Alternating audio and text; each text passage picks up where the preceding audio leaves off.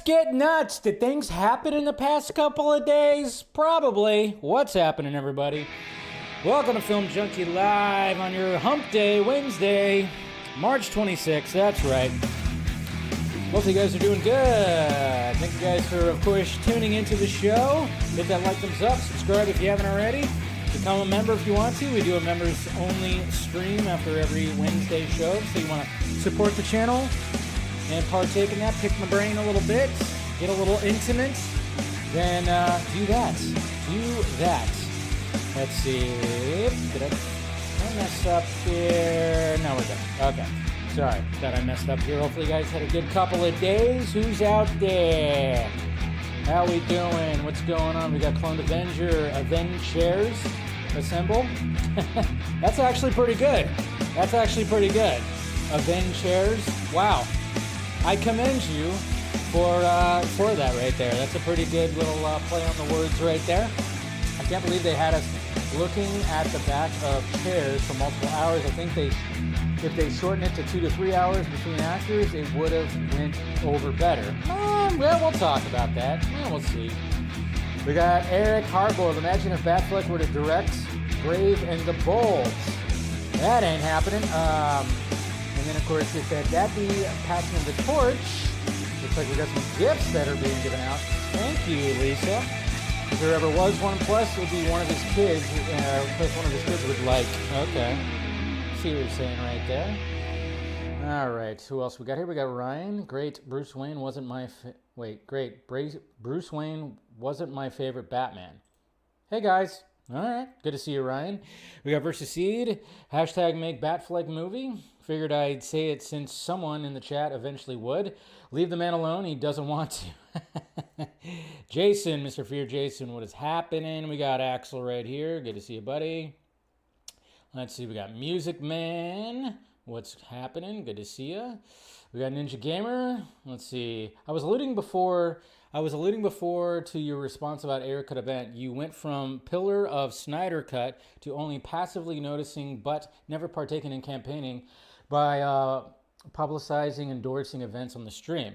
Yeah, because possibly I've had some conversations with people and I realized that it's a different time. The Ayer Cut stuff is not the same as the Snyder Cut stuff. That's why I really wish that when Zach pitched to HBO Max and Warner Brothers to get the Snyder Cut out, I wish he would have included the Ayer Cut because it's just not the same. I mean, particularly because Justice League was a flop. The Suicide Squad or Studio Squad was not a flop. I mean, it's just two different things, man. It's two different kinds of campaigns. Jason McKenzie, ahoy, ahoy. Good to see you. Good to see you. Always great to see you. And we got Miss Lisa. Hello, darling. Good to see you. What's going on, RJ? Let's see who else we got. Jada McRae. What is happening? Eric Patterson. How's your week going? Not too bad. It's so funny. I mean, the California weather is just all over the place. It was hot. It was nice this weekend, really nice. Then it got hot into the 90s Monday and Tuesday, and then today it's all overcast and gloomy. It's just nice and cool, which is great for me. As I told you guys, in this new room that I'm in, it gets fairly warm. But what's cool is I ordered a fan that I'm trying out right now. It's like right over there. It's like one of those tall, like tower fans that's kind of quiet. Hopefully you guys don't hear it.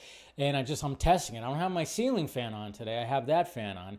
And it's like pushing some pretty good air on me here. So I'm thinking, okay, just giving it a test drive. And I think it's going to be good. I think it's going to be good. So, and appreciate it, Lisa, for granting some memberships. Thank you very much. You are a doll. We got Jason Bourne right here. Whoa, Jason Bourne. Watch out. The only Batman that matters, Batfleck. Okay. If that's your case, I mean, being a diehard Batman fan myself, I think all the Batmans actually, matter. They all matter. I love all versions of Batman. I mean, but I am wearing my Batfleck Justice League shirt, so he is my favorite live action. What's going on, Stephanie T? Always great to see you out there, so... And who else we got? That's pretty much it. Let's see. It's 90 in Vegas. Too early for this. Yeah. The weather's all over the place when it comes to over here. But, yeah. But then, like I said, all of a sudden, we just got this cool air that just came in. And I haven't seen the sun today. It's been overcast the entire day. It actually rained a little bit. That's always weird when you look at your forecast. And I don't... Again, the weather is never... Again, it's one of the other things that, Back to the Future, Part D, when they, remember that scene where they show up in 2015, again, 10 years ago, which is crazy to think about, 2015, and, obviously still waiting for the hoverboard, still waiting for the jacket, the adjusting fitted jacket, still waiting for certain technologies that were displayed in Back to the Future 2, but one of the biggest things was like, when it was like, well, right now it's pouring rain. Oh, wait 5 more seconds. And then, Doc looks and then it stops raining and he goes, amazing, absolutely amazing. Too bad the post office isn't as efficient as the weather service. I mean, the weather's still, I didn't see any rain in the forecast. Wake up and I see the ground's like wet. I'm like, oh, it rained last night? I didn't see that at all in the forecast. They're still guessing all that kind of stuff. But anyways, there's my weather rant for the day. There's my weather rant. But yeah, it's just funny. It's just funny how it just seems like the weather, they can't full on, especially when it comes to rain. That's all. They do pretty good with the temperature, I guess you could say. And then of course if a big storm's going to come in. But yeah, it's been overcast the entire day. It wasn't supposed to be like that. Looking at the forecast, there was supposed to be some sun that was supposed to trickle out. And I like it when the sun's out. I mean, yeah, naturally, sometimes it's just going to get a little hot. But I don't know, when it's all dark and gloomy, it just kind of makes me go, blah, But anyways, guys, we have plenty to talk about. Because, well, I mean, obviously we're going to be talking about some Ben Affleck because he had an interview recently when it came to GQ Weekly that came out of nowhere. We're going to talk a little bit about BVS. 9 years since Batman vs. Superman came out. Crazy to think about. Obviously, we just celebrated 4 years. 4 years of Zack Snyder's Justice League. So let's talk about BVS, of course, because they all came out around the same time, which is crazy. And then we'll talk about the Ayer Cut a little bit, too. There was an Ayer Cut campaign, and I know Mr. Ninja Gamer was like, of course, coming in hot, as he does. But I got some gripes. I got some complaints when it comes to this campaign, and one of the reasons why that, when it comes to these campaigns now, that I just kind of go, Jesus Christ. Again, some of these people missed the messaging or let go of the messaging. I don't know when it comes to some things. So I got some gripes. I might be doing some ranting a little bit about some things for sure. But then, of course, we're going to talk about the whole big, long 5.5-hour stream that was today when it came to Marvel Studios announcing the Avengers Doomsday cast, which was just kind of came out of nowhere. Crazy. But kind of fun. It was fun. Not going to lie. And then, of course, we're going to talk about what's coming out this weekend. The Weekend Warriors for movies. We got a Working Man that's going to be coming out, which I'm going to see tomorrow. Me and my dad, we're going to go see it tomorrow at 4 o'clock. Looking forward to it. Seeing some good reviews out there. We'll talk about those reviews, and we've got some other reviews as well. And then, of course, not one, but 2 Daredevil episodes came out last night. 2 pretty different episodes, I will say. And of course, it is Wednesday, guys, so I poured my wine. You got your wine? Well, I got my wine, so cheers. But yes, subscribe to the channel if you haven't already. I'm digging this fan. I got a fan with me right here. No, I'm just kidding. I'm liking this fan that I got. It's good. It's better than the ceiling fan. The ceiling fan's really distracting sometimes. But this fan, I'm feeling it. We're vibing. Me and this fan are vibing. All right, guys, let's go ahead and get started with it. Ben Affleck is Batman. Well, I guess that's one way to look at it. I mean, he is Batman on my shirt. He is Batman right here. That's a different Batman, but hey. But yeah. Okay, what was that? Oh, I thought something else was happening. Daredevil is not hitting for me. You can call me toxic. I'm not calling you toxic. Nothing toxic about that, Indiana Jake. Good to see you too, by the way. Keaton's Batman does not matter. The Flash proves, hey, easy there, music man. Easy there. But like I said, I'll get into it.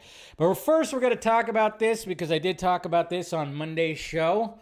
That a new trailer, or the first trailer, I should say, we had the teaser, just a short teaser when it came to Final Destination Bloodlines.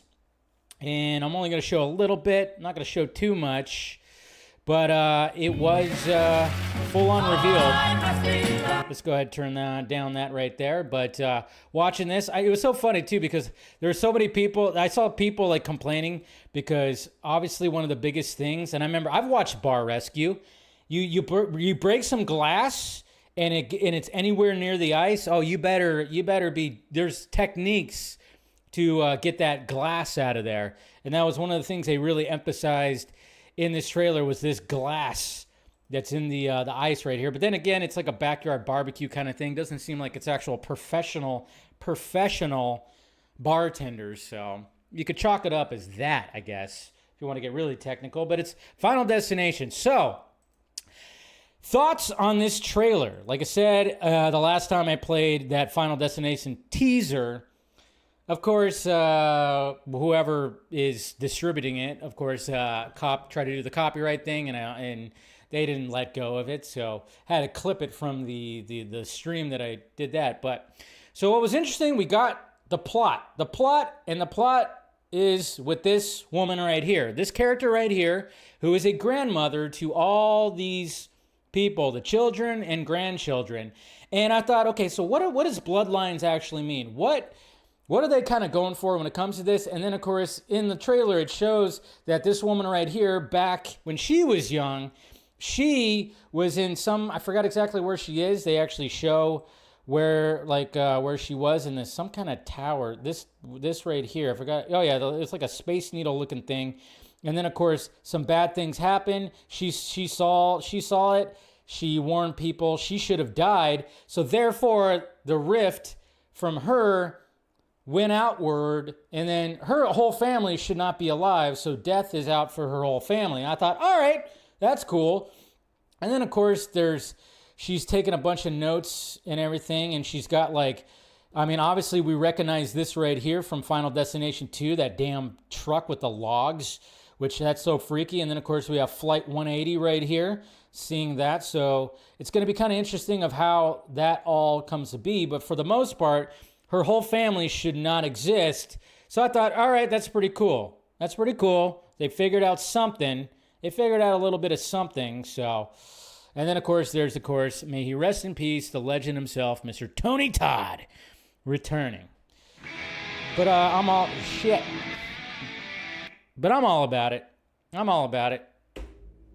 I like the Final Destination movies, except for the fourth one. The fourth one was dog shit. But hey, they all can't be winners, so I'm looking forward to it. So, we'll see. Hopefully it's good. And hey, guess what, guys? You knew it was going to happen.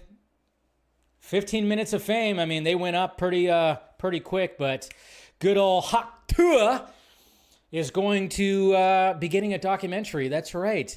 It's happening. Of course it's going to happen. There's going to be, you could already go online and find little mini YouTube docs about the Tuah girl, but yes, the Tuah girl documentary is in the works, developed by the studio behind Cyber Sleuths, the Idaho murders, and surviving Jeffrey Epstein. That's right. They should call it Tuah. Hey, ba-dum-bum. Right? Obvious, right? The obvious joke, the obvious name is Tuah.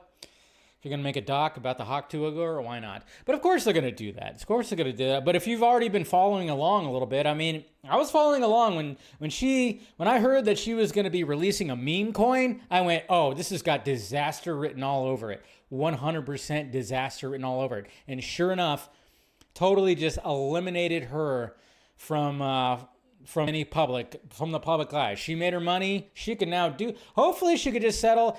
What I liked about her was the fact that, she had like a likability to her. She was cute, adorable, and whatever. Of course, yes, The fact that she got famous for that was very weird, but at the same time, that's just what happens nowadays. But at the same time, I know she was trying to use her newfound fame and money to rescue animals, so that was kind of cool. It seemed like she was all for the good. What the hell is that? Did you see that?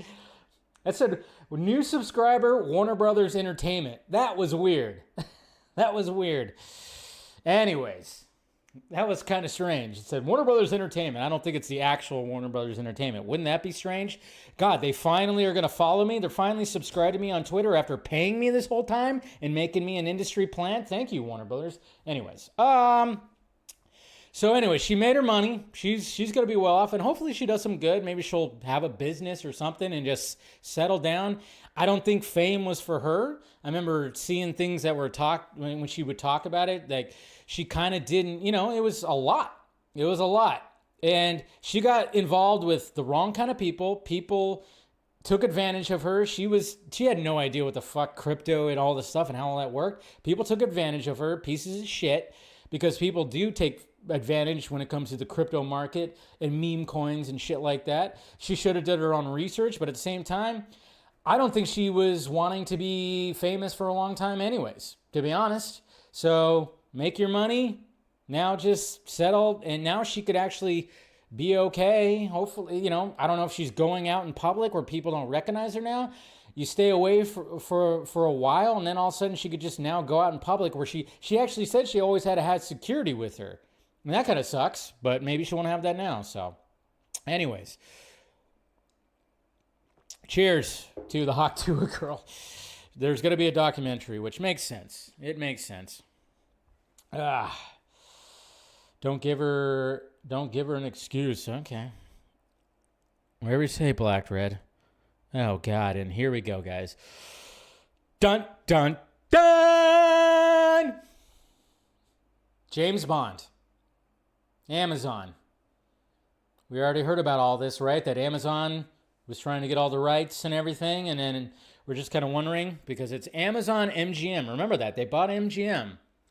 So they're going to be getting the rights. And a lot of people, especially the purists, the James Bond purists out there, not too happy about the idea of a Bond cinematic universe. And we're awaiting, of course, the announcement of the new Bond, which we probably won't get. I don't know, maybe we'll get it this year, maybe at the end of this year, beginning of next year. Who knows when we're going to get the announcement. But dear God, guys, dear God, this is what's happening. You're not going to like it. I didn't like it when I read this. Amazon MGM says its transaction with Michael G. Wilson and Barbara Broccoli for the new James Bond joint venture is closed, announces that Amy Pascal and David Heyman will produce the next 007 movie.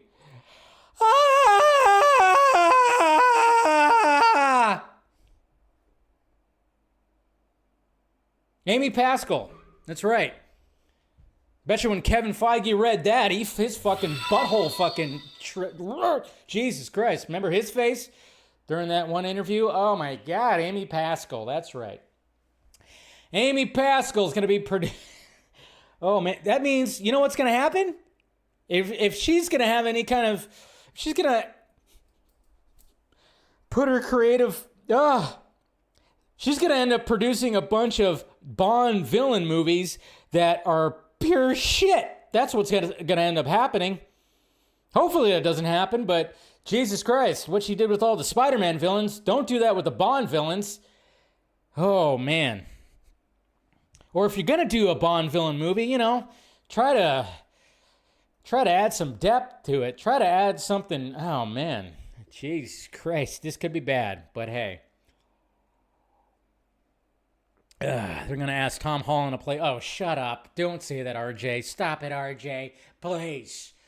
Don't say... No, they're not going to have Tom Holland play James Bond. You see, you have me worried now. I mean, I know people keep on joking about that. I've seen some joke posters, but I'm like, no, not that. Fandango. So Fandango, they tallied over 3,500 ticket buyers. That's right, ticket buyers, emphasizing ticket buyers from their site and asked, which movie of 2025, obviously we're 3 months in, but the remaining, especially when it comes to summer blockbusters, they tallied them to see, like, what is your most hyped movie? So they got their top 10 right here. And you know what I love? I love seeing that Mission Impossible is in the top 3. There you go. So Jurassic World Rebirth, number 1. Fantastic Four, 2. Mission Impossible, Final Reckoning, 3. Superman, 4. Thunderbolts, 5. Ballerina, 6. 28 Years Later, 7. How to Train Your Dragon, 8. Lilo and Stitch, 9. Freakier Friday, number 10. Ticket buyers being the key here, because I guarantee you, I still say that it's probably going to be the most profitable at the box office and probably will hit $1 billion, Lilo and Stitch. And that is number 9. Obviously, I always see people like going, oh my God, Superman's number 4? That's concerning. Like, really? Number 4? That's concerning? Okay. Meanwhile, I'm just looking at going, hey, the love for Mission Impossible is really cool there. But Lilo and Stitch and How to Train Your Dragon will most likely be probably make the most out of all these. You got to realize these are adults right here. These are adults. These are ticket buyers on the Fandango website. These are not kids. So obviously, and then of course you have Freakier Friday, which is interesting, but at the same time, these are all adults right here. So the fact that these are all in the top 10, and then of course when you have the top 5, the fact that Thunderbolts is number 5, which is kind of going, interesting. For some reason, I'm having a feeling that Thunderbolts is going to might do better at the box office than Captain America Brave New World. That's what I'm thinking right there. So, but people still love their dinosaurs. They love their dinosaurs, so it seems like Jurassic World probably will win July. Probably will win. But, again, love the fact that I see Final Reckoning right there. Final Reckoning. But yeah, Lilo and Stitch is just, that's probably going to be the biggest movie of the year. I just have a feeling. I think a lot of people are feeling that. All right, what else we got? Scrolling. Oh yeah, we got this right here. So, Mel Gibson. We got Mel Gibson. Did you guys know that Passion of the Christ 2 is happening? Yeah, it's happening. And it's going to start filming in August. And Jim Caviezel is going to be returning as Jesus. Now, it is kind of crazy that it's like taking this long for Passion of the Christ to get a sequel, because we all know the sequel. We saw the first part, which the first part is difficult to watch. The torture, the whipping, all the crap, It's not the whole mystical Jesus thing. It's all what leads to his death. And it was difficult to watch. I remember being in the movie theater, a packed movie theater back, 20 years ago, over 20 years ago, and watching that movie and being like, Jesus, literally, Jesus Christ. And then just going, I think I only watched it once. Maybe I saw I don't think I ever watched, I only watched it fully once. But Passion of the Christ 2 is going to be happening. And then one of the things that I remember, because he was on Rogan's podcast, and I listened to that interview because I was curious about it. Obviously, he was promoting Flight Risk, which came out in January. I enjoyed Flight Risk. Some people didn't. I saw a lot of people griping about Flight Risk and said, like, what? This is Mel Gibson? This is Mel Gibson who made Braveheart, Apocalypto, and Passion of the Christ? He made this movie? He specifically says in that interview with Rogan that sometimes you have to make a movie for them to make the movie you want. And we have to remember, too, that when it came to the first Passion of the Christ, he essentially funded that whole thing himself. He went out and got that whole thing funded himself, which I think is what's actually going to be happening here. So that's why when I quote tweeted this, when it was actually posted, I basically said, like, yeah, for anybody who was griping about that, it's like, he got hired on to do Flight Risk, did what he could, small movie, made some money that he could put into this sequel out here. And he specifically even said that during that podcast. And I was like, that's interesting, because obviously, it's heavy when it comes to obviously religion and all that stuff. So, but it is going to be interesting. And he also did mention during that podcast as well that, Yes, Jim Caviezel is actually going to return, even though that guy got struck by lightning twice during the first shoot. Apparently, I'm just saying that's a little scary. That is a little scary. All right, what else we got here? I think that might be it. Oh no, well, they got this right here. I mean, this is some good marketing. This is some good marketing for a working man. They opened up a LinkedIn page, I guess. I don't know how good marketing is, because really LinkedIn is not really a social media site that is good for marketing, but they did make a page for Jason Statham, a working man, soldier of fortune at self-employed, London area. King, yeah, I'm a working man looking for a new employment opportunity. I keep my head down and my nose clean, and when the powerful hurt the powerless, I can't stand by and do nothing. That's when my shadowy past and extensive military training come into play, and I prove to be an exceptionally skilled killer, uniquely qualified to take down whatever underworld organization or villainous bureaucrat gets in my way. I'm Jason Statham, and I'm open to work. That's right. So there you go. So they open up that. They did that. They're trying to do some kind of stuff when it comes to marketing. Go see it, guys. Go see it. Jesus. All right, so IMAX. We've seen what the IMAX cameras look like, right? The IMAX cameras are crazy. They're big. They're really big. So when it comes to Christopher Nolan and the Odyssey, we heard IMAX actually posted that they're working with Christopher Nolan to utilize newer IMAX technology for the Odyssey, which was interesting. And we have a set photo right here. There's a couple set photos that came out. Not going to show them all. But this one particularly shows you that holy shiza. This motherfucker is huge. Look at the size of that IMAX. What? And there's all kinds of wires coming out of it. I think this is Zendaya right here. Looks like her. Zendaya. I know I say it wrong. But yeah, look at the size of that IMAX camera. Holy crap. The rig that thing is holding, geez, that thing's got to be, I mean, oh man, this thing's it's going to be interesting to see what this movie looks like and what future movies look like. I mean, that's the future right there, but it's just crazy. I'm just kind of wondering though, like Christopher Nolan, is it going to get to the point where Christopher Nolan, after shooting two pretty big movies, IMAX style movie, well, he's been shooting a lot of movies, big movies. I mean, obviously he's all about that. Is he ever just going to go back to just doing a small type of movie? Just a small story where he's not doing IMAX. He just does a small movie that he could just do, and he could film it in a month and a half, 2 months, get it out there pretty quickly. I just kind of wonder about that. Sometimes Christopher Nolan's just one of the biggest directors ever, and he's utilizing like this kind of technology, telling these big, huge stories, and it's of course working, but there's got to be a point where maybe he's just going, I have this idea. We have this idea. Maybe him and his brother have a short story. Let's just shoot this small movie. Kind of wonder about that, but that thing is goddamn huge. Huge.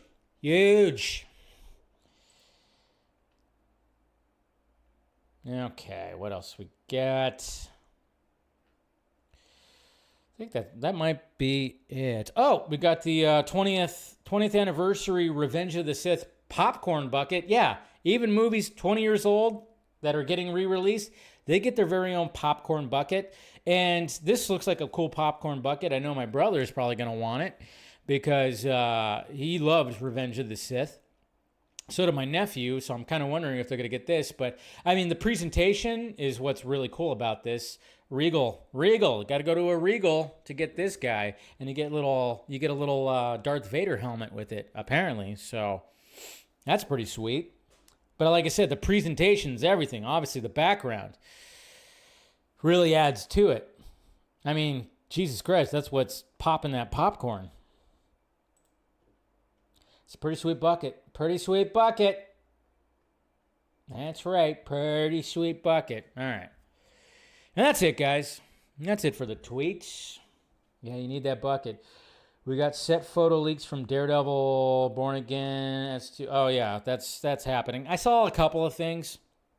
I did see a couple of things when it came to Daredevil, Born Again Season 2. I won't say, because I didn't even want to retweet because I was like, I don't know if I should, because, yeah, there's some things in there that, in particularly when it comes to the costume, I went, oh, okay. So, I don't know. I don't know if I should. I don't want to talk about it. Again, sometimes it's a little risky when you show all that stuff. I don't know. I won't talk about that, but yeah, good eye, though. Good eye there, RJ. All right. All right, let's talk about DC things as we do. Now, before we start diving into certain things when it comes to DC, not just DCU, it's DC in general, because we're talking about DCEU stuff as well. But let's first start diving into some of the DC news that's come about lately. But just nothing too crazy. There's nothing not a lot of things have come about. But let's see. The first thing. Okay, so obviously, and then of course we're going to talk about some Batman versus Superman. We'll reflect on that a little bit. But on Monday's show, I did talk about this image right here. Daily Planet, Superman, obviously, and then, of course, it's drawn Superman. And it was just some art that came about, and everybody's like, oh, okay, cool. Nice little cover with that. Well, turns out it's actually going to be on a shirt. So that'll probably be in the DC shop sometime soon, I'm guessing. I don't know. But there you go. So that's going to actually be on a shirt. I got too many shirts. My mom, it's so funny. I don't know if she's out in the chat right now, but Mama Film Junkie, she sent me she found a Batman shirt that was kind of cool. It showed the normal Bat logo, and it had it in different styles, basically it was split into four, and it had four different styles of the shirt. There was a lot going on with the shirt, and I was like, yeah, that's pretty cool. And I'm like, I better tell her I don't want the shirt. I have so many Batman shirts. I mean, I'm wearing one, for God's sake. So I was like, Mom, I don't need the shirt. I mean, if there's a certain shirt that really pops out, I even got a new Batman shirt that I'm probably going to wear on the Vodka stream on Friday that my cousin got me. It's a funny Batman shirt.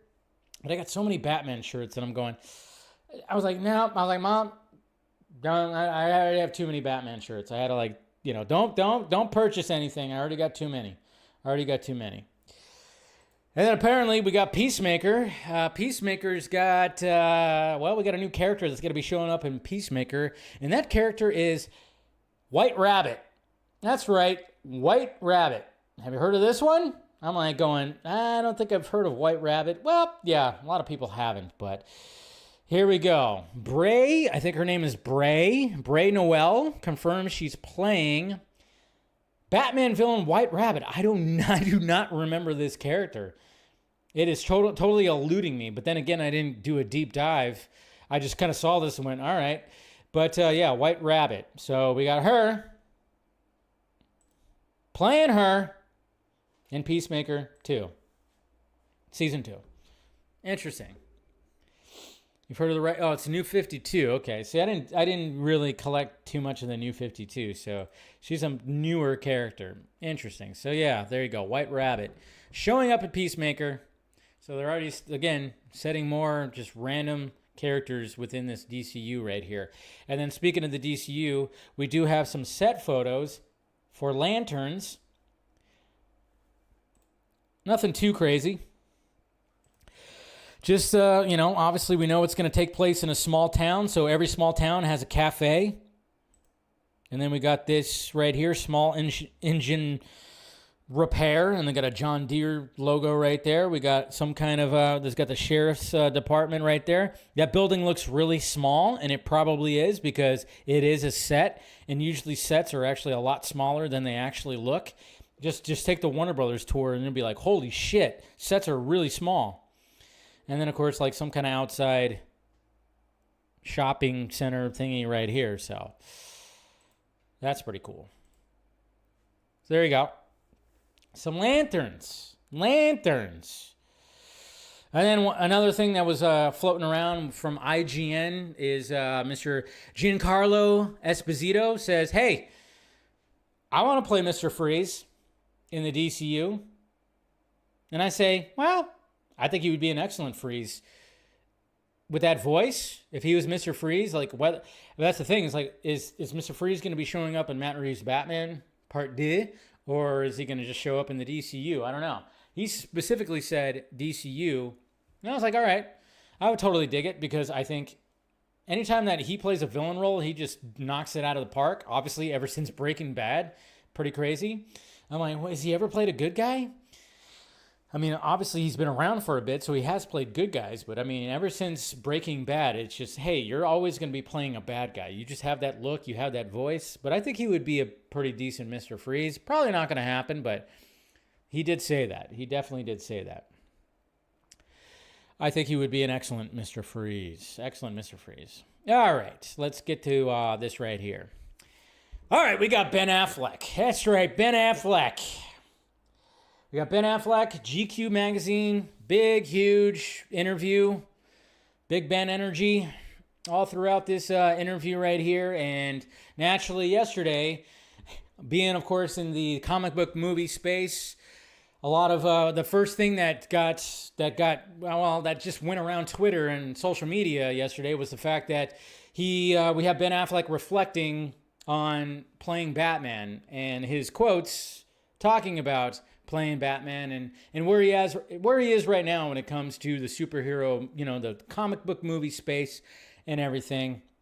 And so it was of course just caused a big ruckus. A big ruckus. What? It caused a big ruckus. What the hell's going on with this thing? Where are we at? There we go. And here's the GQ article right here. Go away, you. There he is. Quite the photo shoot. Sometimes I wonder about these photo shoots. They're very interesting, but Ben looks good, and he looks good. Looks good in this beige brown suit with the good socks. Look at those socks. Good color scheme. But yeah, inside Ben Affleck's plan to remake Hollywood. That's right, and that is a very good title for this interview. Inside Ben Affleck's plan to remake Hollywood. I'm going to get back to that a little bit later. But that is a really good title for this right here, because I might rant off a little bit on certain things and just when we start diving into this a little bit more. But, all right. Let's see. I got to find it here. Like I said, read the entire article. He talks about a lot of things. He talks about, where he's at right now, like Good Will Hunting. He talks about Matt Damon. He talks about his production company. He talks about his divorce with Jennifer Lopez, all the things. There's so many things. And then, of course, all the images and everything. So, let's see. Where are we at? Keep going right there after this one right here. So, what the hell? Why do we have to have that? Do we have to have that ad? Do we really have to have that ad right there? You're not going to believe this. You're not going to believe this. What the hell? I can't get rid of this ad? Okay, so it's so funny because I scroll down to the part where he talks about Batman, and I got Bad Bunny in his fucking underwear. What? What? I don't know. No. What are you doing to me, GQ? No. All right, well, I'm not sharing the screen. I don't need you guys. Oh, that's going to be distracting. Good God. We need an ad block in here, guys. But this is like their own like embedded little ad right here. Jesus Christ. I'm like, really? Scroll down to that part, and we got Bad Bunny with his underpants. Fucking bulge all over the place. What are we doing here? All right. Well, there you go. That's, Jesus. You got to love it, right? You got to love it. Sus? I know. I guess, is this like, I don't remember searching Bad Bunny underpants. Jesus Christ. Calvin Klein, I don't wear your underpants. Get it off my screen, for God's sakes. All right, well, anyways. Let's talk about this, and I'm not gonna share the screen, so you don't have to see the Bad Bunny bulge. My God, It's going to be distracting, but hey, what can we do here? Anyway, so they asked him right here. So when it comes to Ben and talking about everything, the question right here said, do you have a coherent thought or post-mortem on your time with the Batman character? And this is what Ben had to say right here, right off the bat. I had a really good time. I loved doing the Batman movie. I loved Batman v Superman. And I liked my brief stints in The Flash that I did when I got to work with Viola Davis on Suicide Squad for a day or two. In terms of creatively, I really think that I liked the idea and the ambition that I had for it, which was of the sort of older, broken, damaged Bruce Wayne. And it was something we really went for in that first movie. Of course, talking about Batman vs. Superman, and that's one of the reasons why. I mean, he specifically said that even when Zach gave him the call and said, like, hey, you want to do it? He's like, aren't I too old? You know, but that's what Zach wanted. He wanted that old, grizzled Batman, and it worked for that story. That's what I love about it. So that's what I think a lot of people that really have, now that it's becoming that cult classic, people are like, oh, shit, I kind of get what he was doing, the deconstructing of the character. But then Ben continues on right here. But what happened was it started to skew too old for a big part of the audience. So yeah, not everybody was on board, of course. And still, there's always going to be those people too. Like even my own son at the time was too scared to watch the movie. And so when I saw that, I was like, oh shit, we have a problem. So you can kind of understand why when it came to Ben Affleck showing up in The Flash and not being that kind of, he was a lighter Batman. And it could kind of be like, maybe I should try to veer this way and not be so dark that we were before, even though I loved that. Then I think that's when you had a filmmaker that wanted to continue down the road and a studio that wanted to recapture all the younger audience at cross purposes. Then you have two entities, two people really wanting to do something different. That is a really bad recipe. So obviously recognizing that what Warner Brothers wanted and what they were doing was a bad recipe, of course. Let's see, and then continuing on. So we had that part, and then of course let's see, because they kind of go off on, where was the other part when we were talking shit? Oh, wait a minute. I thought that was, it goes off on a different, now he's talking about, okay. See, that's the thing, when it comes to these interview articles, they kind of jump all over the place. Where's the other part? No, okay. Wait, is the other part in the beginning? I don't know. Well, Jesus Christ. Oh, here we go. I just skipped it over it like an idiot. All right, so then of course they talk about this right here where they go like, this may have been a somewhat unique situation, but I was thinking about stories that you would tell about being on the Justice League set in a hotel room in London and you're by yourself, miserable, drinking. And he said quite a bit. And we know that too because he puffed up pretty good. You could see the puffiness in him because you could always tell when someone's drinking heavily, the face gets really, really puffy. And he was apparently doing that. And especially, I mean, those reshoots, the reshoots for Justice League, you could really see that his face was puffier, a little red. You know, you could tell that he was not enjoying his time. Exactly. It would be understandable if you were like, yeah, I'm never doing that again. And then he responds right here. He says, there are a number of reasons why that was a really excruciating experience. Obviously talking about probably mainly, obviously, the Justice League reshoots. And they don't all have to do with the simple dynamic of, say, being in a superhero movie or whatever. I am not interested in going down that particular genre again, not because of that bad experience, but just I lost interest in what it was of interest about it to me. Sorry, nose is starting to run a little bit. But I certainly wouldn't want to replicate an experience like that. A lot of it was misalignment of agendas, understandings, and of course, expectations. And also, by the way, I wasn't bringing anything particularly wonderful to that equation at the time either. I had my own failings, significant failings, in the process and at that time. So obviously obviously dealing with, I think when it came to him and Jennifer Gardner falling apart and everything like that. I mean, I tell you, he was just going through a lot of shit. He was definitely going through a lot of shit. And then, of course, they asked failings as an actor or a person. And he goes, I mean, my failings as an actor, you can watch the various movies and judge. But more of my failings in terms of why I had a bad experience. Part of it was that I was bringing to work every day. But what I was bringing to work every day was a lot of unhappiness. So I wasn't bringing a lot of positive energy to the equation. It didn't cause problems, but I came in and I did my job and went home. But you've got to do a little bit better than that. Anyway, the point is this work, this job, is actually a way of trying to avoid that situation. I want to put together partnerships and filmmakers and cast and a studio apparatus that's aligned, where precisely that kind of misalignment doesn't happen, and you have a much better work experience. Again, going back to the title of this article right here. Going back to that. And then they ask, do you have a coherent thought or postmortem? And then that's where they talk about the Viola Davis kind of thing.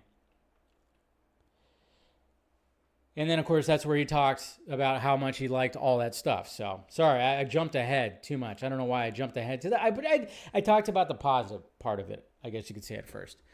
So, this is, obviously when this happened, naturally, Variety was one of the first to just basically, obviously, GQ posted it and Variety posted, and they posted the quote, they did the tweet. Variety knew exactly what was going to be the hot ticket item, what was going to be the most engagement when it came to social media, and it was the Batman talk, and it was the negative Batman talk, which was the last thing I just talked about right there. They posted that first, and I remember, of course, I'm working, I'm looking at my Twitter, I see that, I was like, oh shit, new interview, and he talked about that, cool. So I did the whole thing too, where I was like, hey, he talked about this, here's the quote, talking about that, and basically saying he has no interest when it comes to being in the superhero genre anymore. Posted that, and then of course, this is the GQ article. Oh, here's another part where he talked about the positive side of it, and then posted that right after. Not realizing, oh shit, this was actually from GQ. Interesting. And then of course, naturally what happens, guys, the discourse, the dreaded discourse that's going to be happening out there, which of course it did. It absolutely did. And he knew it was like, oh, here we go. And we got, some of the loud crazies in the Snyder fandom. Not going to like this one, that's for damn sure.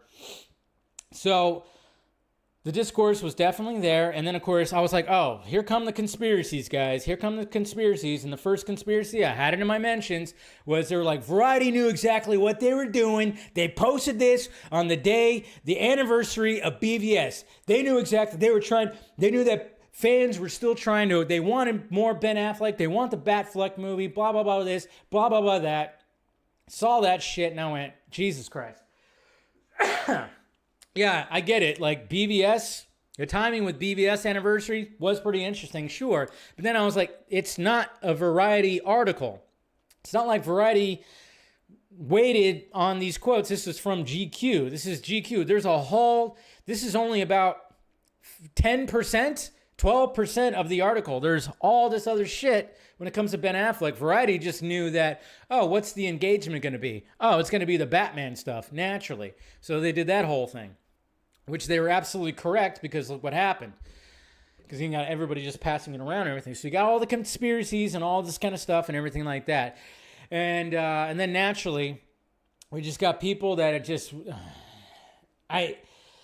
this is where I was like, really, I've been like frustrated. I got frustrated with some of the things yesterday and today because it's like he literally says he has no interest in the genre anymore. No interest, okay? Which makes sense remember at one point when there was when people thought, oh, he met with James Gunn and him talked. What if he, decides to direct a DCU project, and then even Ben Affleck poo-pooed that. He said, no, I don't want to do all that. And so it was like, oh, okay, that makes sense. He has no interest in doing that. He has no interest in doing that and being in that space anymore.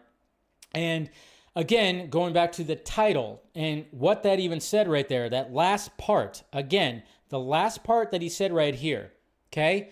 Listen carefully, especially you crazy fucking fans out there that think, oh, yeah, he'll come back for Zach, he'll come back for this, he'll come back for that. We're still going to fight for his Batfleck movie. Listen carefully, okay? Listen to what he said right here, please. I want to put together partnerships and filmmakers and cast and a studio apparatus that's aligned where precisely the kind of misalignment misalignment doesn't happen, and you have a much better work experience. He's got his own production company now with Matt Damon. They're trying to change Hollywood. That's why they titled this that he's trying to change it up. What do they call it again? Remake Hollywood. Ben Affleck's plan to remake Hollywood, okay? He went through the superhero machine. It was grueling at times. It was awesome at times. He learned a lot, okay? Listen to what he has to say. And that's the bad part, is there are people out there that just refuse to do that.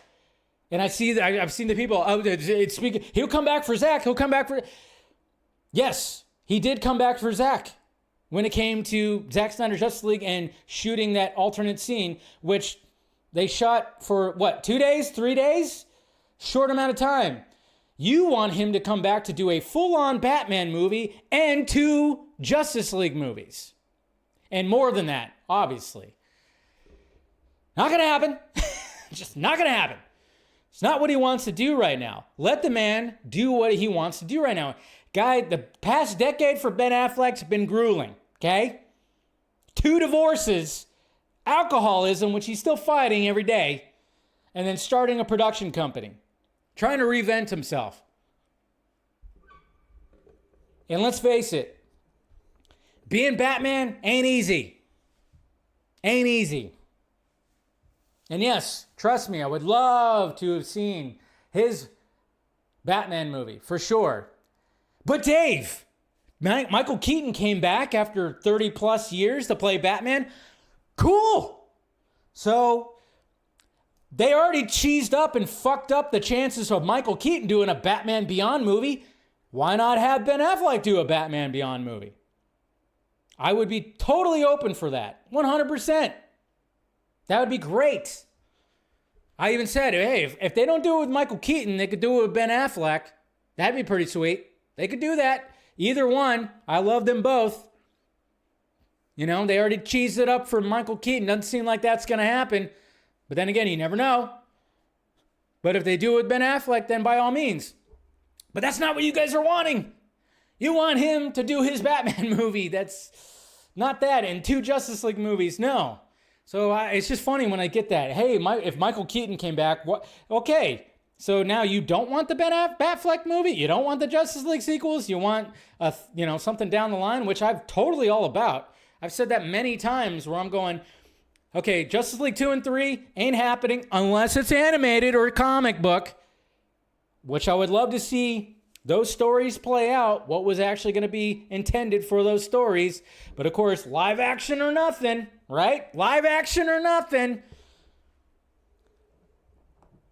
But I'm okay. I'll be like, hey, if something were to happen 10, 15 years from now, where they do like some kind of legacy sequel, like Snyder does come back or something, and they do some kind of legacy sequel for his universe, oh, I'd totally be for that. Like a Kingdom Come, which Jay Oliva has written a treatment for that and had an idea for that. I'm totally down for that.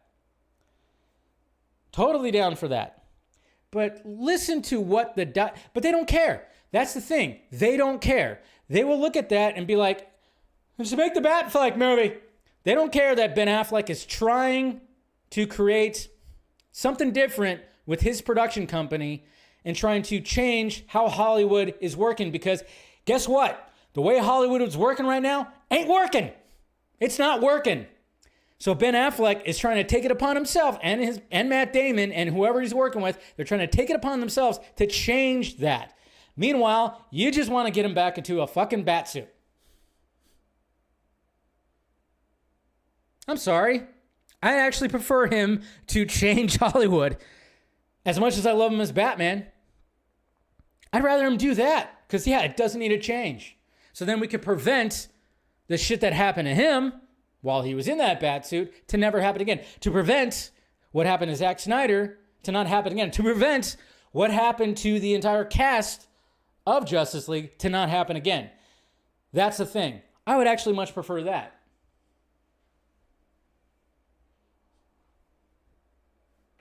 I'm just saying. Take a Quaalude, dude. Oh, am I saying things that you don't like to hear there, Special K? You're like, fuck it, Ben Affleck. No, he needs to get back in the Batsuit. If you don't like it, man, you can step away. It's perfectly fine. No one's clamoring him to come back, dude. So Haas thinks that nobody's clamoring for him to come back. All right. Now, so there's that whole thing. So there's clearly yeah, exactly. I love it when people hey, they do that hyperbole thing. It's like, oh yeah, nobody's, are you kidding me? Nobody. It's like, Jesus Christ. Let me catch you up on some things here, but it's fine. Restore the Snyderverse isn't directed at Ben. Okay. Well, Ben's a very crucial part of that there. Haas. So, because he, he would be the main lead on all that, so he would have to do a lot of heavy lifting when it comes to that. And then of course we have this from the Way Back, I should call it that. Remember when The Way Back came about? I remember The Way Back, Ben Affleck's movie, The Way Back. Before that was a movie that the last movie I watched in the movie theater before the pandemic hit. I remember I was like, holy shit. But I remember him saying this right here during this interview with with Mr. Hamilton right here. The Batman would have been? When we had a script, it was a whole thing. Really what it was for me was, and I like the script. I wrote it with Jeff Johns, who I have a lot of respect for. Jeff Johns, uh-oh. It just so happened that I had done a couple of those movies and I kind of lost my passion for it. You know what I mean? I kind of lost my passion for telling those stories. I got interested in telling stories more like this, and it just seemed very clear to me that if it's not the most important thing in the world to you, you're not going to make a very good movie. A movie deserves to be made by somebody who's dying to do it and can't wait. And that wasn't me at the time, so I moved on.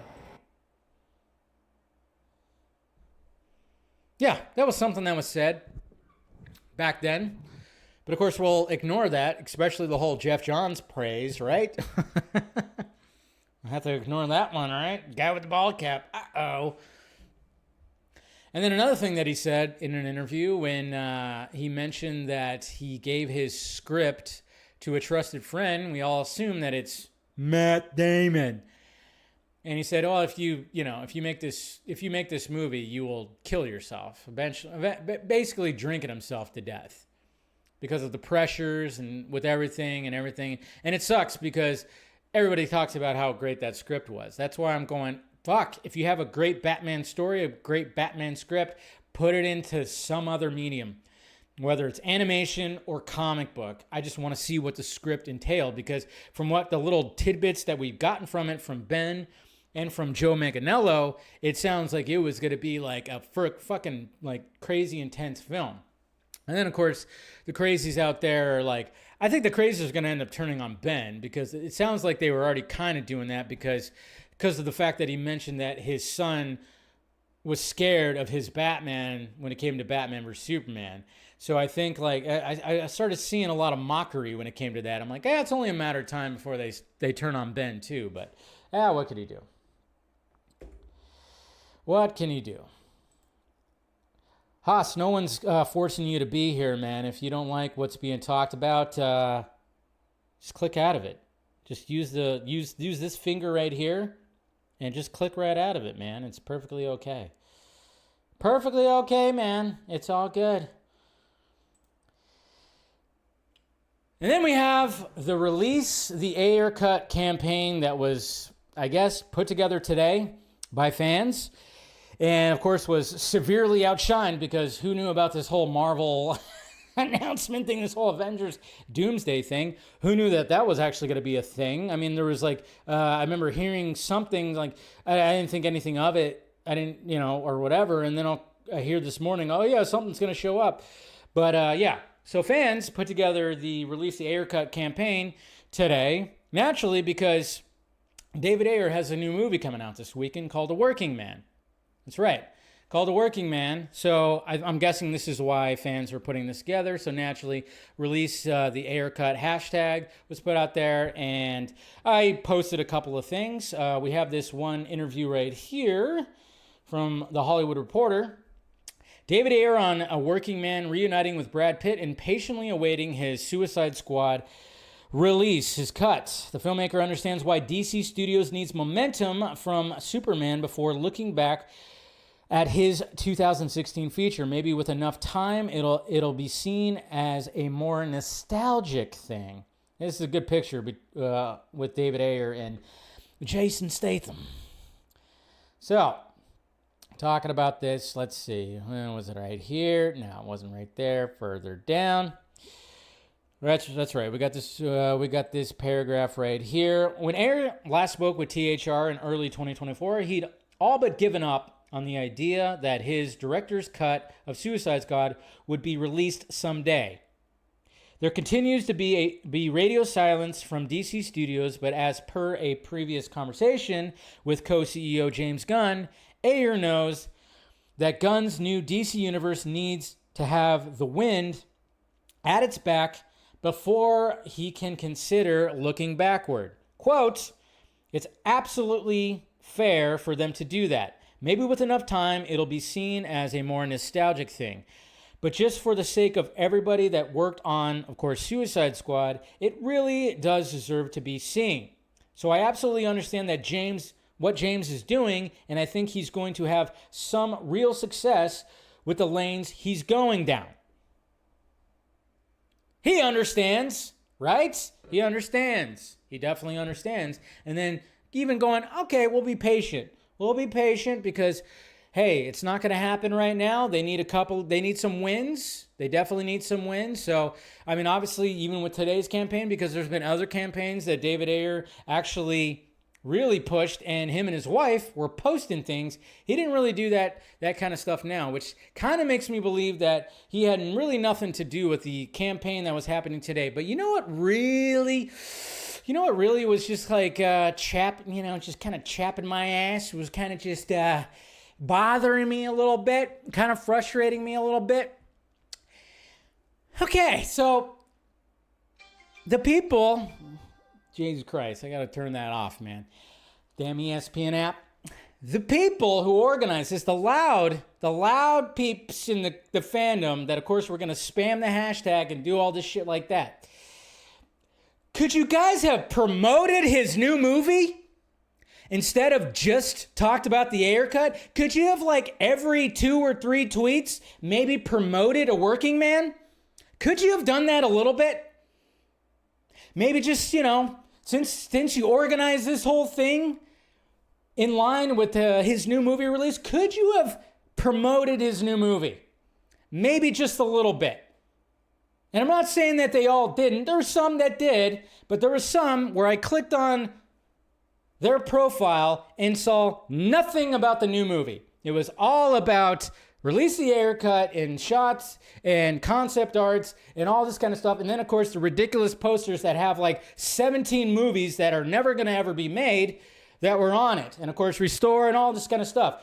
Nothing about his new movie. Why? Because they don't actually care about these guys. They don't. They don't care. They don't care. They don't care about what Ben Affleck has to say. They don't care what David Ayer has to say. They just care that they just want their fucking precious little movies. That's all they want. That's all they care about. They don't actually care about the individual. That's what irks me about this whole thing. That's what irks me about the whole thing.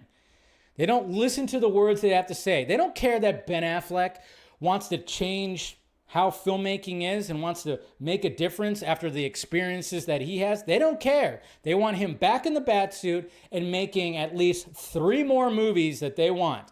They don't care that David Ayer is going like, hey, I understand what James Gunn's going through. I think it's going to nail it. He's going to nail it. And hopefully later on we could do something else. Meanwhile, I got my new movie. They don't care about your new movie. They don't care about the new movie. I already got my tickets. I'm there tomorrow with my dad, 4 o'clock. I'll have my first reaction review. Something tells me there's not going to be any reviews with some of the louder people out there. That's right. Calling them out. Calling them out. That's what just frustrates me. And one of the reasons why I get all crazy about it is because, yes, I'm very much, I don't know if the... Oh, we got some deletion when it came to what Haas was saying, huh? Get over yourselves. I'm just chatting. Okay. I know, we got some friction out there, but welcome to the Film Junkie Live, Haas. I've been part of this fandom for a bit, so I get a little animated when it comes to this. That's what happens. Sorry. We want what we want. So we got Nate's memes right here. We want what we want. Unapologetic. You see? Shows you right there. Maybe he's being facetious. I don't know. But it just shows you right there. We want what we want. They don't give a shit about what these people want. They don't give a shit about what Zach wants. They don't give a shit about what Henry Cavill wants. They don't give a shit about anyone, what they want. It's all about what we want. Not listening to what these people have to say, and not even promoting whatsoever David Ayer's new movie. I'm 100% looking forward to. I love The Beekeeper. They're teaming up with Statham again. Looks like a fun movie, getting good reactions. We're going to talk about some of the reviews. Come on now. These people have lost the messaging of what the Snyder Cut movement was all about. It was all about artistic freedom, artistic integrity. It was all about fighting for an artist's vision. And we succeeded. That wasn't enough. Some of these fuckers weren't even around when all that was happening. That's for damn sure. And now all of a sudden they're trying to be around and trying to do something else, but they totally didn't have the messaging, or they let go of that messaging. They don't care what Ben had to say in that article. Forget about all the Batman stuff. Emphasize what he's trying to do with his production company. Support David Ayer's new movie, okay? He understands what is going on with DC Studios because he literally has talked to the man and has worked in the business. You have not. You are just a fan, spoiled bratish of a fan that want, give me my movies. No, it's not what's happening. Get over yourselves. Anyways, okay. That's it. That's what I had a rant on about. Oh, yeah, but we're going to talk about some BVS right now. Ooh, baby. I mean, I really wish that Zach didn't post about BVS. He posted about Zack Snyder's Justice League during the anniversary thing, but, he didn't do anything about BVS. He didn't really do much. I didn't check Vero, though, and I didn't see anybody post about Vero, but yeah, it's too bad. It's too bad. I was kind of hoping he was going to post something about BVS, but he didn't really do that. Maybe he was just like, I already posted enough. But I posted something, and it got a lot of traction. It got a lot of traction because it was yesterday, obviously, 9 years since BVS. Now, naturally, we all prefer the Ultimate Edition because that is the definitive cut, just like, Zack Snyder's Justice League definitive cut. And I posted this beautiful fucking trailer, the Comic-Con trailer, which was just like, just so good. Just so good. Look at that. I love that logo. I don't care what anybody says. Today is a day for truth.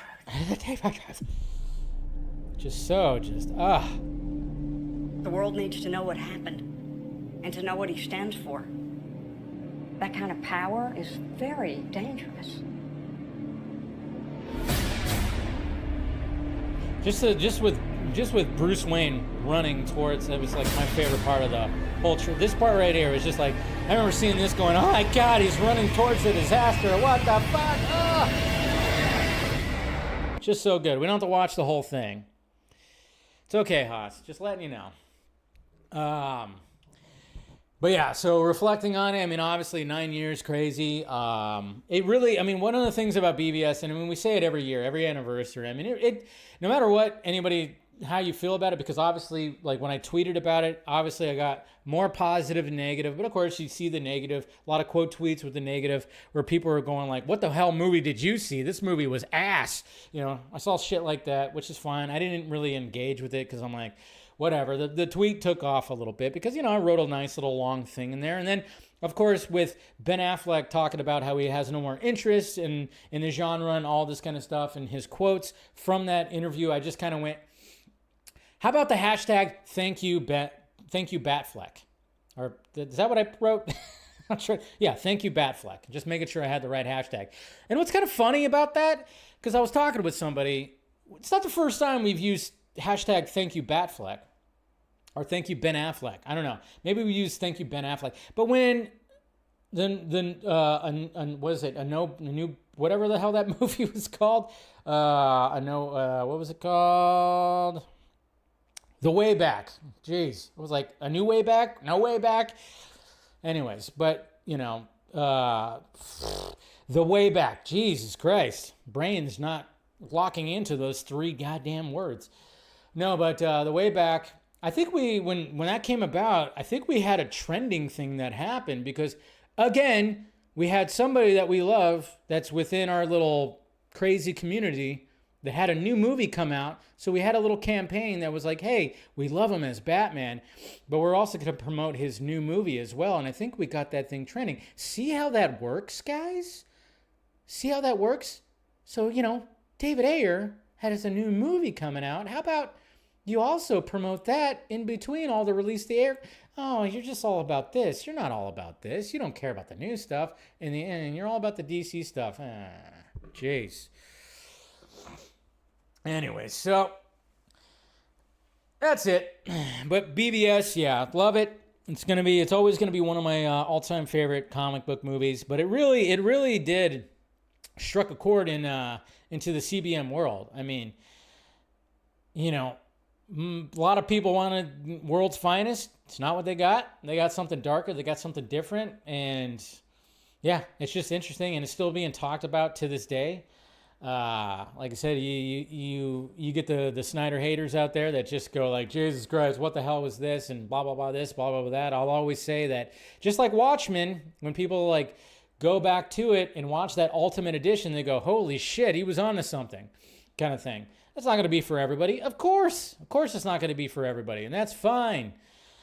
But Zach wanted to do something different, and I really appreciated what he did. You know, is it a perfect movie? No, but it's still one of my all-time favorite comic book movies, and will remain there. So, deal with it. All right. Now let's move on to Marvel Studios.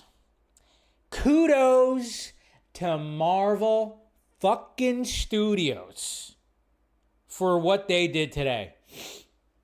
Kudos. I'm impressed. Because obviously waking up today and hearing that, oh yeah, there's supposed to be some big Marvel Studios announcement that's supposed to be happening. Apparently it's gonna 8 o'clock my time, Pacific time.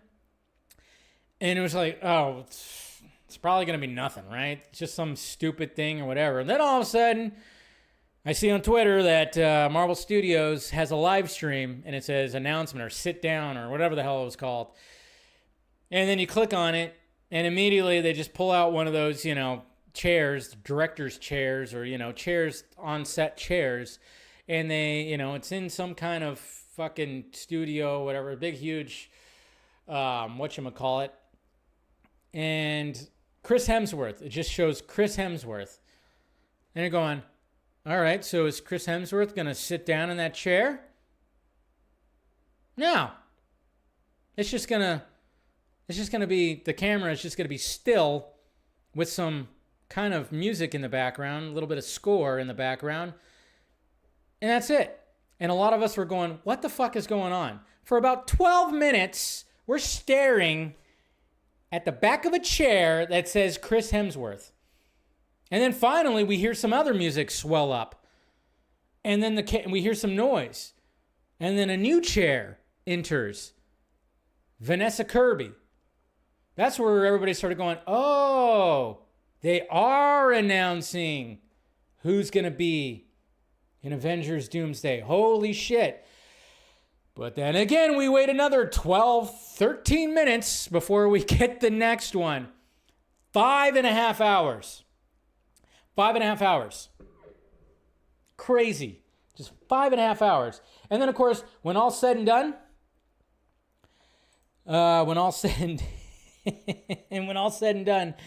they decide, oh yeah, well here's the whole thing right here. So here's the entire thing right here, and just in case you guys didn't see like the short version of this whole thing. So yes, started off with Chris Hemsworth, and of course we have all the music. Vanessa Kirby. Anthony Mackie, we knew he was going to be in it. Sebastian Stan, yep. Letitia Wright, coming back. Paul Rudd, it was nice to see Paul Rudd. Of course, when they originally showed it, they showed a little chair. Wyatt Russell's coming in this thing. Tenoch Huerta, so we got Namor back. We got Evan Moss, yes. We got, so of course, everybody was like, hey, finally, we're getting, what's his name back? Florence Pugh, Pew, Pew, Pew. Kelsey Grammer, Beast, coming back. Louis Pullman, of course, playing Sentry, coming back. Danny Ramirez. Joseph Quinn. David Harbour. Winston Duke. Hannah John Kamen. Pretty much all the Thunderbolts. Tom Hiddleston, that was great to see. Patrick Stewart, what? Ian McKellen. What? That's where everybody started really freaking out. Like, what? We are getting Patrick Stewart and Ian McKellen back. So we got Magneto and Professor X coming back for Doomsday. Holy shit. Jesus Christ. That death that Professor X had in Logan is becoming more and more insignificant. Alan Cumming, what? Nightcrawler? Are you kidding me here? Rebecca Romijn, the OG Mystique. What? We get to see her back? Blue and naked? Well, fine by me. Whoa! Cyclops! We got Cyclops, Mr. James Marsden. Also coming back. What the F? And we're gonna have Gambit with the OG X-Men? What? Our boy's coming back? He's been waiting a long time for this. Of course, Pedro. And then we got Mr. Robert Downey.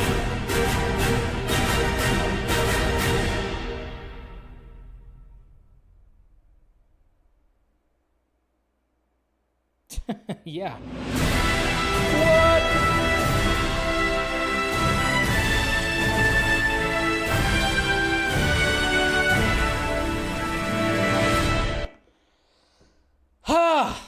But at the same time, I'm going, Halle Berry, Famke Janssen, what, Hugh Jack, wait, what?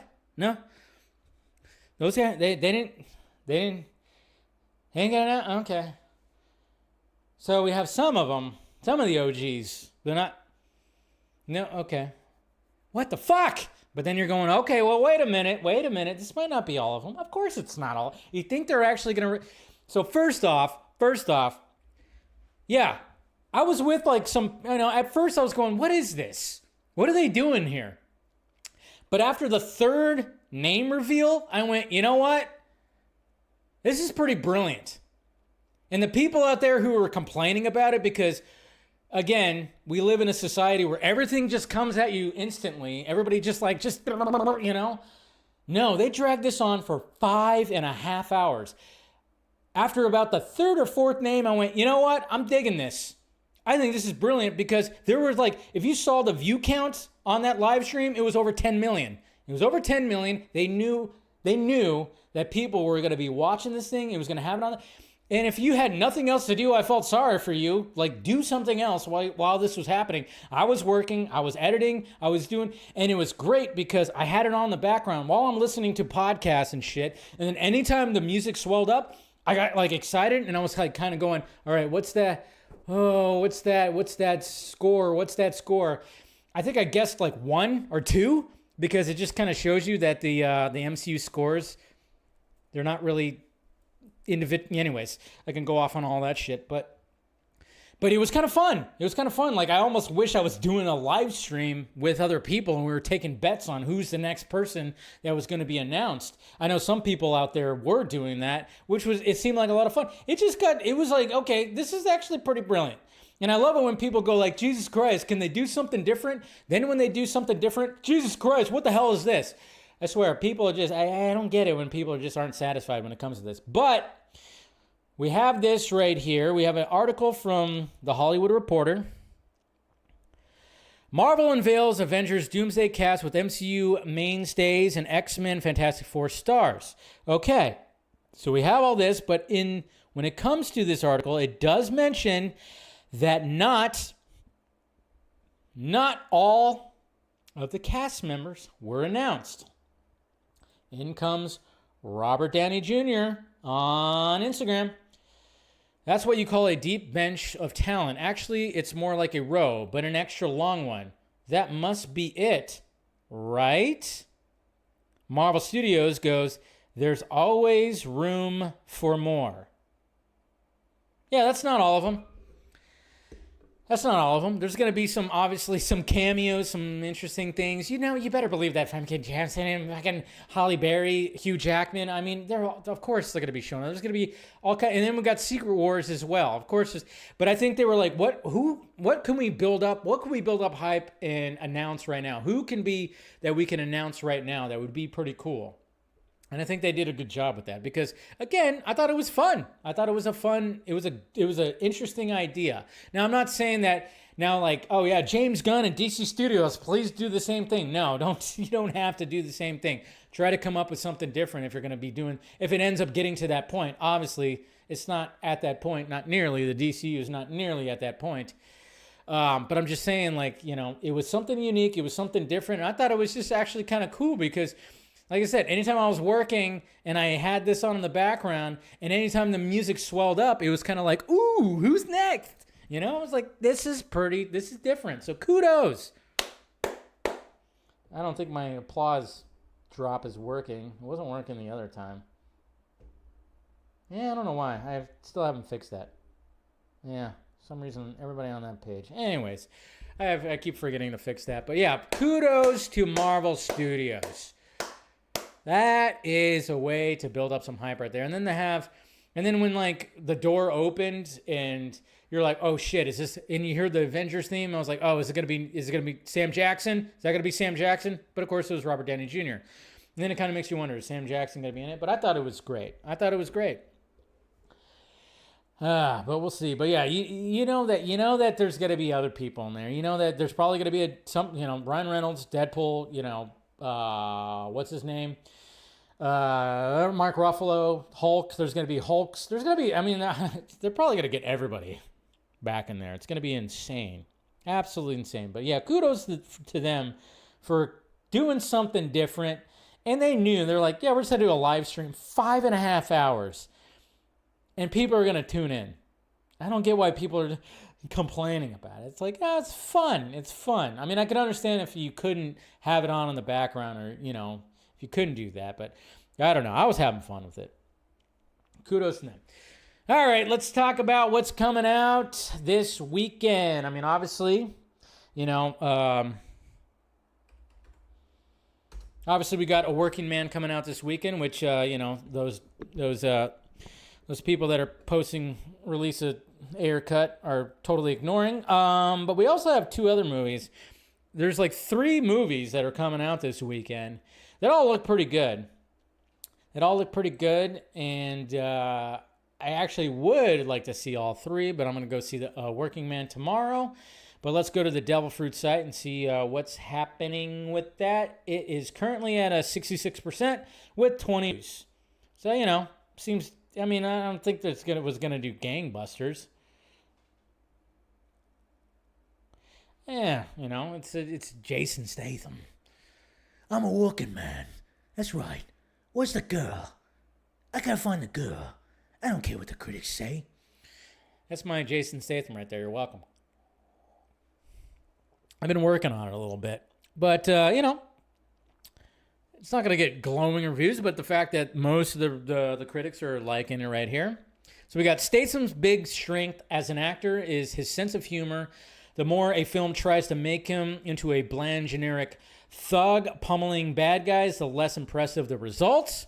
Fully committed to repeating the beekeeper experience once again, keeping Statham growly, and the Helmer in overkill mode, mounting another tale of rage that's every bit as moronic as their previous collaboration. It's lacking a distinct identity in the way his best films generally have, but as far as a well-crafted meat and potatoes action film goes, A Working Man gets the job done. The movie's steady supply of working class posturing is a bit much, even for the genuinely and charmingly rough-hewn Statham. Statham has worked hard for his fans to enjoy this one, even if A Working Man doesn't quite hit the nail on the head with full force. A workman-like action flick. If you hope that The Beekeeper was the start of an exciting partnership between David Ayer and Jason Statham, then A Working Man is here to crush any such hopes. That's mean. Jason Statham, director David Ayer, and screenwriter Sylvester Stallone. Hey, yo, I'm part of this too. That's right. Sylvester Stallone wrote this. Give vile human traffickers a brutal comeuppance. A Working Man delivers bone-crushing action satisfaction. So that's cool. So looking like it's going to be a pretty decent movie. Pretty decent action movie. Hopefully it does well. Seems like it's a good team up. But we also have Death of a Unicorn coming out. Which this movie looks batshit fucking crazy. I mean, it's literally a father and a daughter, Paul Rudd, Jenna Ortega, accidentally hit and kill a unicorn while en route. And then, of course, it seeks a... It's about a unicorn, a killer unicorn. But this one's getting, you know, well, I mean, it's still got a majority of critics liking it. Death of a Unicorn isn't exactly scary or funny as this horror comedy thinks it is. The cast members give capable performances, but the movie sinks due to a weak script that go beyond unicorns on a deadly rampage and tired cliches and wealthy villains. Yes, it's weird, and some may not buy into its chaos, but for those willing to saddle up and take this ride, it's a gloriously bloody odyssey about love, family, and the powers that lurk inside unicorn blood. One of the many frustrations of Death of a Unicorn is how shockingly literal it is. However, everyone takes the backseat at Anthony Carrigan. That's right, he's in this. As the Leopold servant Griff, barely containing his character's disdain for his employers, the actor gets more out of an eye roll than most could get from a Shakespearean soliloquy. Interesting. Performances sustain Death of a Unicorn and give it the steady magic this all-over-the-map film sadly too often lacks. So yeah, it seems like it's a little bit of a mixed bag when it comes to that. And then, of course, we also have, again, 3 movies. And this movie looked interesting. Kept seeing the trailers. What's it called? It's called The Woman in the Yard, right? Yeah, The Woman in the Yard. No reviews on that one, so...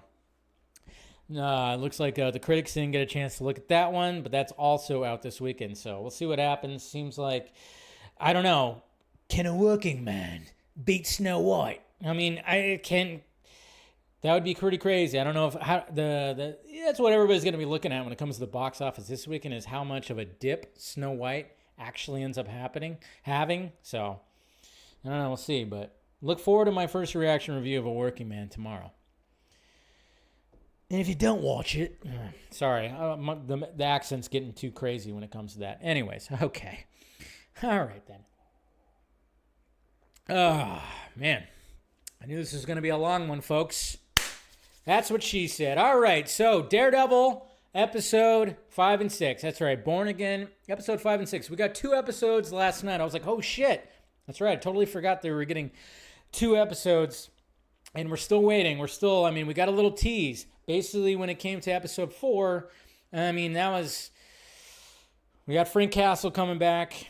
We had the interaction between Matt and Frank, which I think was just stellar. They're back and forth. Absolutely fantastic. We started seeing Matt going, I got to start being Daredevil again. We started seeing Mr. Fisk start doing his Kingpin things again. So then, when episode 5 starts, it almost feels like a filler episode. So the whole thing, this episode 5 takes place in a bank. There's like a bank robbery during St. Paddy's Day that happens.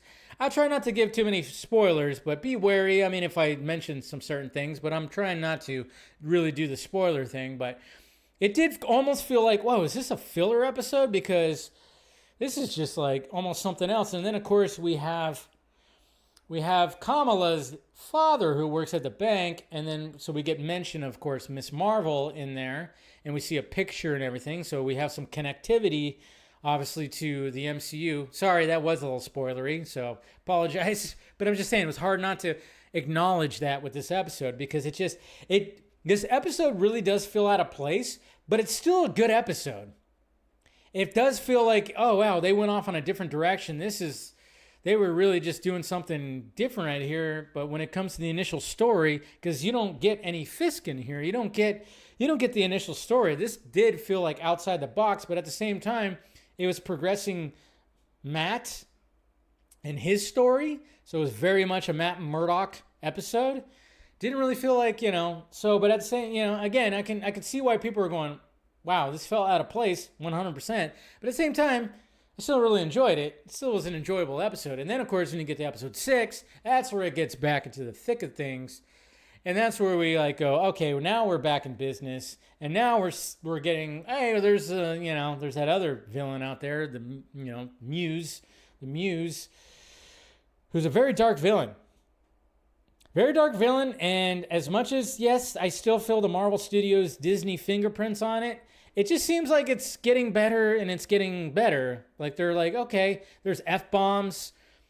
It's dark. The dude, his character literally is like draining blood out of his victims. And then he uses that blood to paint murals on walls and shit. It's pretty dark. So I'm digging it. I'm still digging it. I'm still digging it. I'm still all about it. So, but I think it's actually, and I can't wait for Frank to come back, to get back, and we got some Daredevil action in that last episode. So, it's all just kind of interesting. I'm just going, okay, it's dark. It's dark though. So, with the Muse character, it's pretty dark. So, there you go. There's my little reviews right there of those 2 episodes. But yeah, episode 5 definitely was like, oh wow, this doesn't, feels like they just kind of like, hey, we're going to have this episode and it's not going to be part of the initial story. But it's still, I look at it as, it's still getting Matt back to being Daredevil. And there's still some really good moments in there, so. That's what I liked about it. All right, let's get some questions. Then, of course, we'll get to the members only stream after this. No DC Fanimated tonight because Scott is on vacation, so definitely won't be doing that tonight. So we have enough time for me to just keep on rambling.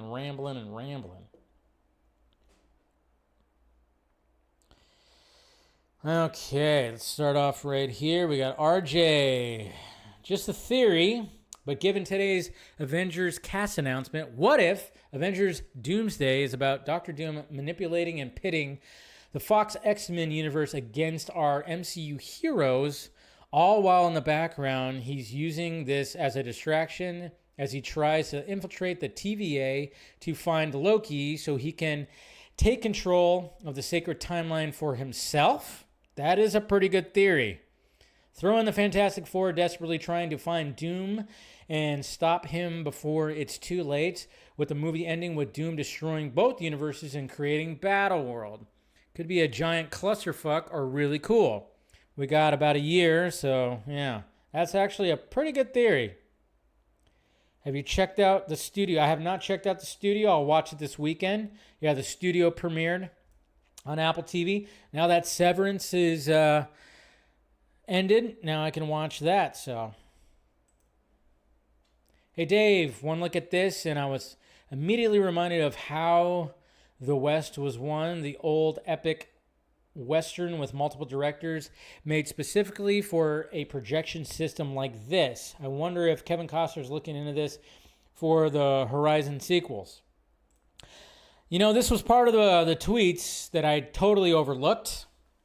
And I'm going to have to push back against you, Eric, because, yes, AMC, okay, let me full screen this. AMC, Screen X, AMC. I saw Furiosa last year on a Screen X, and I was like, cool, I've heard about this,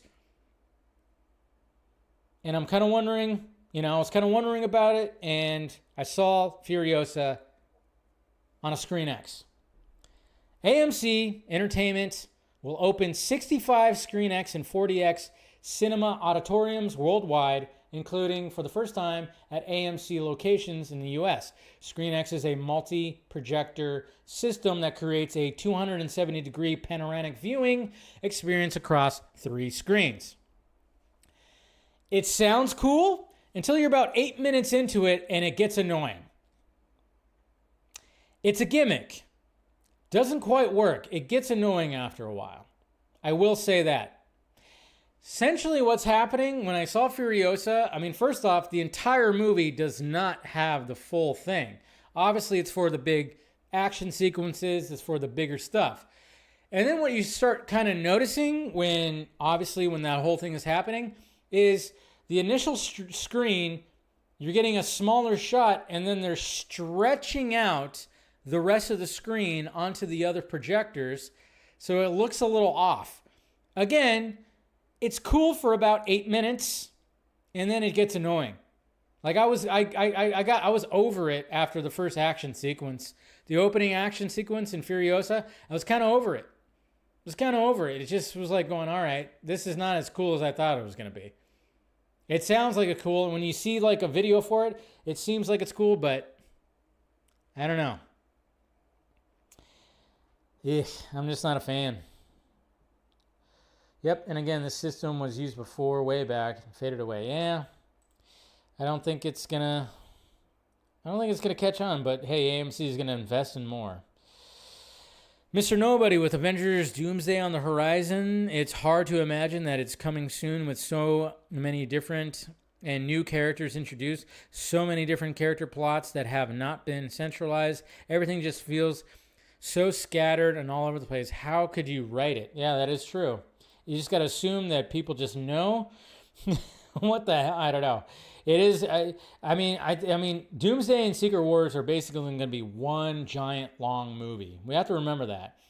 Like Doomsday and Secret Wars aren't going to be two distinct Avengers movies. They are both. It's just like how Infinity War and Endgame were one giant movie.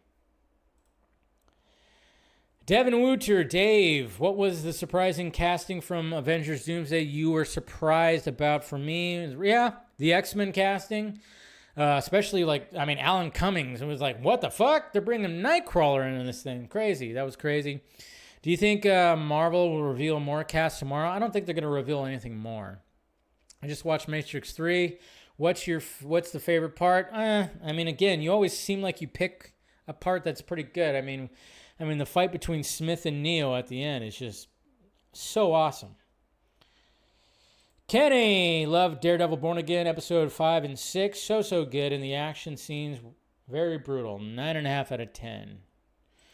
I'm excited for DCU, as I've said many times before. Also, I have that it embraces more of the fun and a bit silly silver concepts like these Superman and Supergirl moments. Yeah.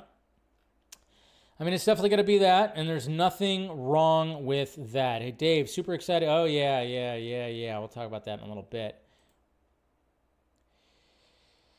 Uh-oh. What's that going to be? Oh, okay. I don't know what that was. Let's see. Darkness Under the Wind. Dave, question 1. With Ben Affleck once again saying he has no interest in returning to the DC or the superhero genre overall, do you see him joining Zack Snyder at Netflix to continue working for or with him? Maybe. Could happen, but it seems like they're on two different wavelengths right now with what they're trying to do with their art. Question 2, with some X-Men characters confirmed to be in Avengers Doomsday, there's a theory that this is an Avengers versus X-Men movie with Doom manipulating events. I mean, that's what RJ was saying earlier. I mean, that sounds about right.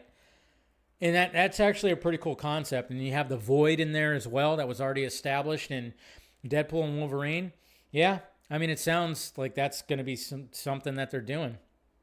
Question 3, do you think because some of the obvious characters like Doctor Strange and Spider-Man weren't revealed to be in Avengers Doomsday is because they're being planned to only be in Avengers Secret Wars, or they just don't want to blow? They're going to have some kind of crazy scene or entrance or something like that, probably. Jamon Watson, Dave Pena will return as Film Junkee in Avengers Doomsday. Yeah, good luck fighting Dr. Doom. Yeah, should have. And also, how much of a budget of all the? Yeah, I know. Budget's going to be so big, but the movie's going to make a shit ton of money. It's going to make a shit ton of money. So I mean, Marvel Studios is like, we're putting. I mean, between the two movies, the two Avengers movies, it's going to be over $500 million budget, probably. But both of those movies probably will make over $1 billion. They'll make it back. They know what they have. They know what they have. They do. So it would be crazy though if neither one of them made $1 billion. But I have a feeling that they're going to make $1 billion. Okay, so one thing, too, there is rumors. Who knows if it's actually going to be the case? But CinemaCon's next week, so we're hearing like things like, oh, there's going to be a Superman.